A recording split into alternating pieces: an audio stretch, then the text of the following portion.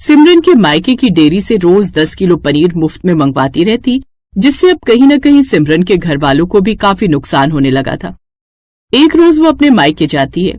क्या बताऊं दीदी, जब से आपकी शादी हुई है तब से शॉप बस लॉस में ही है, क्योंकि 10 किलो पनीर तो रोज का आपके ससुराल ही आ जाता है, जिस कारण जब ग्राहक पनीर लेने आते हैं तो वो दिन तक ही खत्म हो जाता है और इससे नाराज होकर हमारे ग्राहक भी जाने लगते हैं। लगता है मेरे ससुराल वालों की अकल ठिकाने लगानी पड़ेगी। सिमरन कुछ प्लान बनाती है, फिर शाम को अपने ससुराल लौट आती है। अगले दिन, बहू पनीर आया कि नहीं तेरे मायके से? माँ जी आया तो है, लेकिन आज तोफू पनीर आया है। वो क्या है ना, वो वाला सारा पनीर कोई बड़ा ग्राहक सुबह सुबह ही ले गया। अरे तोफू सोफू कोफू कोई सा भी बना दे तू, पनीर तो पनीर होता है ना, और मुफ्त का तो सब चलेगा। जी माँ जी, जैसा आप ठीक समझे माँ जी। सिमरन जैसे ही तोफू पनीर की सब्जी बनाकर लाती है तो सबका पहला निवाला खाते ही मुंह बन जाता है। बहू ये क्या है, आज पनीर इतना उदास क्यों है? इसका कोई स्वाद ही नहीं है।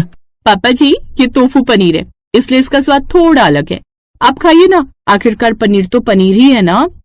उस रोज सब नाक उठाकर वो पनीर खाते हैं। फिर बारी आती है सोया पनीर की। बहू आज पनीर सैंडविच बना दे, और वो भी सॉस के साथ। कुछ देर बाद वो सोया पनीर के सैंडविच लेकर आती है, लेकिन उस पनीर को चबाते चबाते उसका एक दांत ही टूट जाता है। हे राम, मेरे दांत! नहीं नहीं, मुझे नहीं खाना ये पनीर। बहू तू मेरे लिए रोटी सब्जी बना दे। हाँ हाँ, मेरे लिए भी।